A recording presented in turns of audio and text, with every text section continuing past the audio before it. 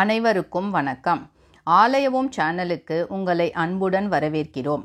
அன்னை பராசக்திக்கு உரிய புனிதமான ஆடி மாதத்தில் நம் ஆலயவோம் சேனலில் வாரந்தோறும் ஒரு அம்மன் கோயிலை தரிசித்து வருகிறோம்.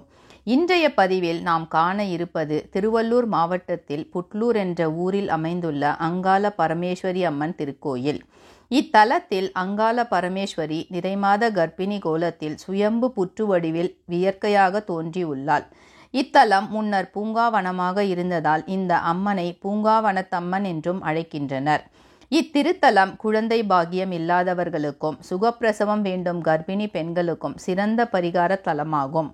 முதலில் இத்தலத்தின் வரலாறு பற்றி பார்ப்போம். அதன் பிறகு ஆலய சன்னதிகள், விவரங்கள், பரிகார பூஜை முறைகளை பற்றி விரிவாக பார்ப்போம். ஒருமுறை சிவபெருமானும் பார்வதியும் மேல்மலையனூரில் இருந்து பயணத்தை தொடங்கி ராமாபுரம் என்ற முன்னாளில் அழைக்கப்பட்ட இப்போதைய புட்லூர் ஊருக்கு வந்தனர். பார்வதி நீண்ட தூர பயணத்தால் ஏற்பட்ட களைப்பு, தாகம் காரணமாக இங்கேயே அமர்ந்துவிட்டாள். சிவபெருமானிடம் குடிக்க தண்ணீர் கேட்டாள். பழங்காலத்தில் வேப்ப மரங்கள் நிறைந்த அடர்ந்த காடாக இருந்த இப்பகுதியில் தண்ணீர் இல்லை. அவர் தண்ணீரை தேடி அருகில் இருந்த நதியை அடைந்து தண்ணீரை எடுத்துக்கொண்டு அங்கிருந்து செல்ல முற்பட்டார். அப்போது திடீரென கடும் மழை பெய்து வெள்ளப்பெருக்கு ஏற்பட்டது. சிவபெருமான் வெள்ளம் வடியும் வரை அங்கேயே காத்திருந்தார். இதற்கிடையே தாகத்துடன் இருந்த பார்வதி அப்படியே தரையில் விழுந்து மயக்கமானாள். அவளை சுற்றி எறும்பு புற்று உருவாகி அவளை முழுவதுமாக மறைத்துவிட்டது. சிறிது நேரம் கழித்து திரும்பி வந்த சிவபெருமான் பார்வதி எறும்பு புற்றில் மறைந்ததை கண்டு சோகத்துடன் அங்கேயே நின்று விட்டார். அதன் பிறகு காலங்கள் உருண்டோடின. ஒரு சமயம் இப்பகுதியில் ஒரு ஏழை விவசாயி வறுமையில் வாழ்ந்து வந்தார். தனது வறுமையை சமாளிக்க ஒரு செல்வந்தனிடம் தனது நிலத்தை அடமானம் வைத்து பணம் வாங்கினார். ஆனால் அவரால் தான் வாங்கிய பணத்தை திருப்பிக் கொடுக்க முடியாமல் போனது. இதனால் கோபம் கொண்ட செல்வந்தன் விவசாயிக்கு தண்டனை அளிக்க முடிவு செய்தான். விவசாயியை அழைத்து அந்த ஊரில் இருந்த பூங்காவனத்திற்கு சென்று அன்றைய இரவிற்குள் நிலத்தை உழுது விதைத்து நீர் பாய்ச்சுமாறு கட்டளையிட்டான். ஒரே நாளில் இவை அனைத்தையும் செய்வது எளிதான காரியம் இல்லை. வேறு வழி இல்லாததால் விவசாயி வருத்தத்துடன் பூங்காவனம் சென்றான். தன் இஷ்ட தெய்வமான கருமாரியை வேண்டிய பிறகு அந்த இரவு நேரத்தில் நிலத்தை உழத் தொடங்கினான். திடீரென்று அவனது ஏற்கலப்பை ஏதோ ஒன்றை இடித்ததை உணர்ந்தான். அவன் கீழே குனிந்து பார்த்தபோது அங்கே ரத்தம் பீரிட்டு வழிந்தோடி கொண்டிருந்தது. அதை பார்த்ததும் அவன் அப்படியே மயக்கமானான். அப்போது ஒரு அசரீரி குரல் தோன்றி, பக்தனே, பயப்படாதே, நான் இங்கே உன் நிலத்தில் புற்றாக இருக்கிறேன். அந்த புற்றில் உன் கலப்பையால் இடித்து என்னை காயப்படுத்தியதால் ரத்தம் வழிந்தோடுகிறது. கவலைப்படாதே. இதன் மூலம் இந்த உலகிற்கு நீ என்னை காண்பித்து நல்லதையே செய்திருக்கிறாய் என்று கூறியது. அது பார்வதியின் அசரீரி என்பதை உணர்ந்த விவசாயி மகிழ்ச்சி அடைந்தான். ஊர் மக்களிடம் சென்று நடந்த அதிசயத்தை பற்றி கூறினான். அதன் பிறகு ஊர் மக்கள் சயன நிலையில் கர்ப்பிணி கோலத்தில் இருந்த புற்று அம்மனை அங்கேயே பிரதிஷ்டை செய்து அங்காள பரமேஸ்வரி என்ற பெயரில் கோயிலை கட்டி வழிபடத் தொடங்கினர். ராமாபுரம் என்ற இந்த ஊரை புற்று அமைந்த காரணத்தால் புட்லூர் என்று அழைக்கத் தொடங்கினர். மேலும் பூங்காவனத்தில் தோன்றிய அம்மன் என்பதால் இவளை பூங்காவனத்தம்மன் என்றும் அழைக்கின்றனர். அடுத்து ஆலயத்தை தரிசிப்போம். ஆலயத்திற்கு இருபுறமும் வரிசையாக உள்ள கடைகளில் அனைத்து பூஜை பொருட்களும் விற்கப்படுகின்றன. ஆலய கோபுரம் ஒரு நிலையுடன் காட்சி தருகிறது. கோபுரத்தில் துர்க்கை அம்மன், விநாயகர் மற்றும் முருகன் சிற்பங்கள் வடிவமைக்கப்பட்டுள்ளன. நுழைவாயிலை கடந்து சென்றதும் எதிரே கொடிமரம், பலிபீடம், 16 கால் மண்டபம் உள்ளது. நுழைவாயிலின் இடதுபுறம் தேங்காய் உடைக்கும் இடம் உள்ளது. அம்மனுக்கு எடுத்து செல்லும் தேங்காயை இங்குதான் உடைத்து எடுத்து செல்ல வேண்டும். அதற்கடுத்து வேப்ப மரத்துடன் கூடிய ஒரு புற்று உள்ளது.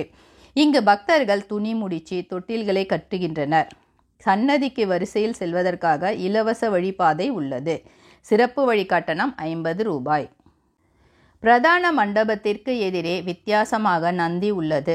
இதற்கு காரணம் இங்கு சிவன் தாண்டவராயன் என்ற பெயரில் மூலவர் சன்னதிக்கு பின் காட்சி தருகிறார்.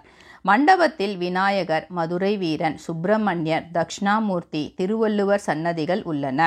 அதை அடுத்துள்ள கருவறை மண்டபத்தில் மூலவர் அங்காள பரமேஸ்வரி அம்மன் நிறைமாத கர்ப்பிணி பெண் போல மல்லாந்து படுத்து சுயம்பு புற்று வடிவில் இயற்கையாக தோன்றி உள்ளாள். அழகான முகம், பிரிந்த உதடுகள், கனிவான கண்கள், மென்மையான புருவங்கள் மற்றும் கர்ப்பிணி வயிற்றுடன் காட்சி தருகிறாள். கருவறைக்கு பின்புற சன்னதியில் உற்சவர், அங்காள பரமேஸ்வரி, விநாயகர் மற்றும் தாண்டவராயன் என்னும் நடராஜர் காட்சி தருகின்றனர். ஆலய வளாகத்தில் நவகிரக சன்னதி, தல விருட்சமான வேப்பமரம் உள்ளது. கோயிலுக்கு எதிரே பொங்கல் வைக்கும் மண்டபம், அதற்கு பின் குளம் உள்ளது. பிரார்த்தனை சிறப்பு.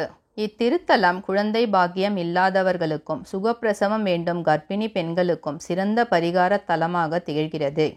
குழந்தை வரம் வேண்டுபவர்கள் 5 எலுமிச்சை, 1 வளையல் செட், 1 பாக்கெட் குங்குமம் மற்றும் மஞ்சள், 1 தொட்டில் ஆகியவற்றை கடையில் வாங்கிக் கொள்ளுங்கள்.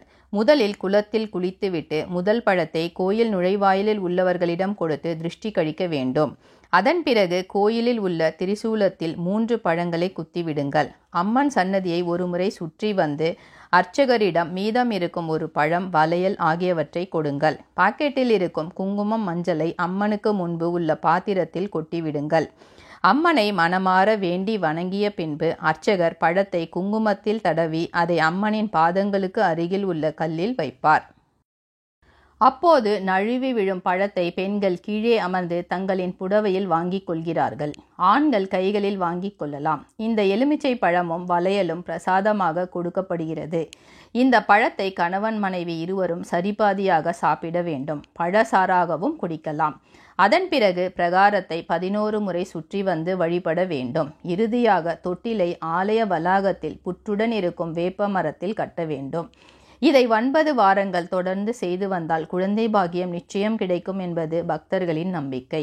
இங்கு செவ்வாய், வெள்ளி மற்றும் ஞாயிற்றுக்கிழமைகளில் கூட்டம் அதிகமாக இருப்பதால் நீங்கள் மற்ற நாட்களில் ஏதேனும் ஒரு நாள் சென்றும் பரிகாரத்தை செய்யலாம். பிரார்த்தனை நிறைவேறியவுடன் கோயிலுக்கு சென்று அம்மனுக்கு புடவை சாற்றியோ, வளையல் படைத்தோ, எலுமிச்சை மாலை அணிவித்தோ நேர்த்தி கடன் செலுத்தலாம்.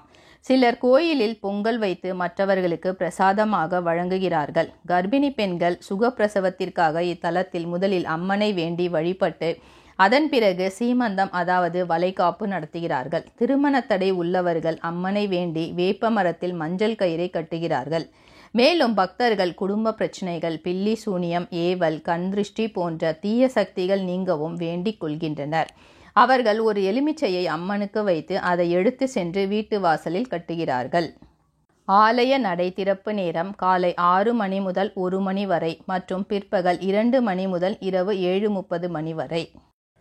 புட்லூர் அங்காள பரமேஸ்வரி திருக்கோயில் சென்னையிலிருந்து சுமார் 43 கிலோமீட்டர் தொலைவில் உள்ளது. சென்னையிலிருந்து காரில் செல்பவர்கள் திருவள்ளூர் பேருந்து நிலையத்திற்கு சற்று முன்பு வலதுபுறம் ஆவடி செல்லும் சாலையில் சுமார் 6 கிலோமீட்டர் சென்றால் ஆலயத்தை அடையலாம். பேருந்து மார்க்கமாக செல்பவர்கள் சென்னையிலிருந்து திருவள்ளூர் சென்று அங்கிருந்து ஷேர் ஆட்டோ மூலம் கோயிலை அடையலாம். ரயிலில் செல்பவர்கள் சென்னை சென்ட்ரலில் இருந்து திருவள்ளூர் செல்லும் வழியில் புட்லூர் ரயில் நிலையத்தில் இறங்கி அங்கிருந்து சுமார் 700 மீட்டர் தூரத்தில் கோயிலுக்கு செல்லலாம். இது போன்ற ஆன்மீக தகவல்கள், ஆலயங்கள், சித்தர்கள் வரலாறு, கிரக பெயர்ச்சி பலன்கள் ஆகியவற்றை அறிந்து கொள்ள ஆலய ஓம் யூடியூப் சேனலுக்கு சப்ஸ்கிரைப் செய்யுங்கள். நன்றி, வணக்கம்.